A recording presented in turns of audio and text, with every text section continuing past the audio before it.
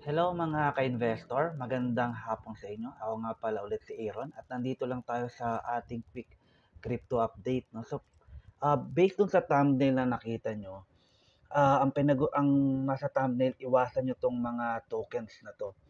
Okay? So, itong mga tokens na pag-uusapan natin ngayon, madidelis na sila sa Binance. Ibig sabihin, kung pinanood nyo yung monitoring tag natin, hindi nila na-meet yung criteria ng Binance. Okay, so gusto ko lang ipakita sa inyo na ayun nga na sa crypto maraming manipulation. So kahit trader pa kayo or investor kayo, huwag kayong magugulat or dapat ang mga tina-target nila dito yung mga bago, no? So it will be better talaga kung mag-i-invest ka based on fundamentals rather than alam mo yon based on hype, based on the price candles. Isa tong patunay.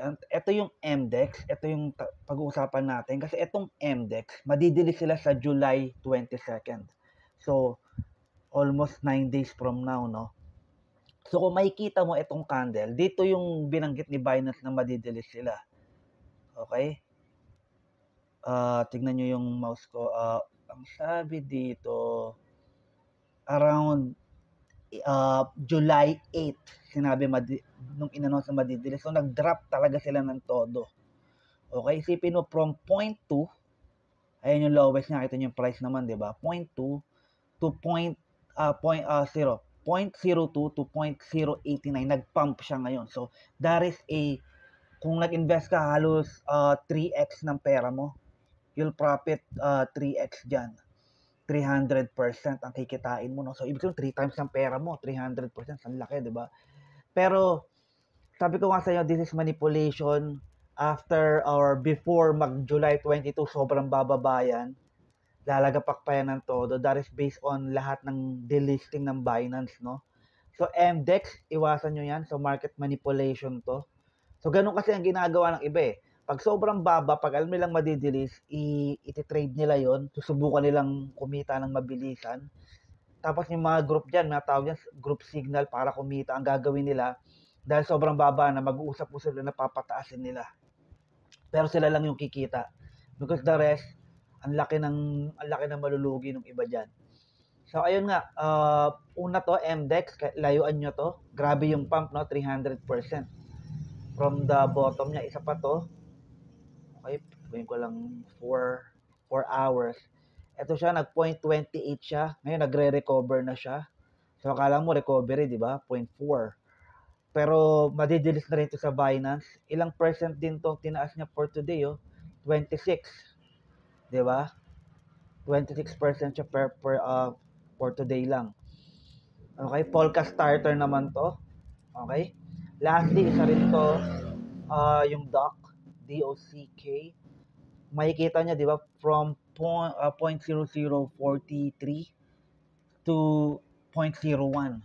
So, almost 2x din yan, no? That is from the bottom, 200%.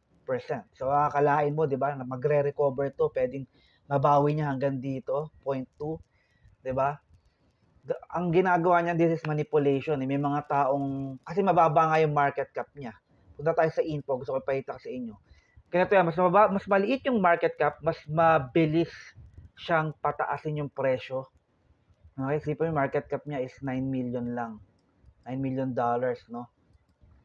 So, sobrang lumang crypto na to, walang innovation, kaya didilis na siya ni Binance.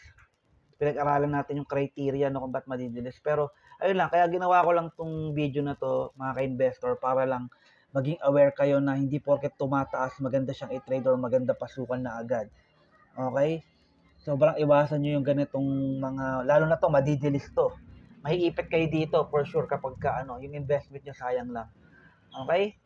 So, iwasan nyo to, 4 to bond, din natin, kasi yung bond di naman nag-pump. So, hindi ko na siya sinama. So, MDEX, ang taas ng gains niya, almost 300%. Polka starter, from 0.28 to 40, alos 30, lagpas 30% yan. Itong DOC, from the lowest, 200% gain. So, iwasan nyo, hindi porket mabilis or tumaas, maganda na siya i-trade. Ingat. Dahil sa crypto, marami talagang mga whales na nagmamanipulate. So, ingat kayo and salamat sa panonood. Ako nga pala ulit si Aaron and I'll see you in the next video and bye for now.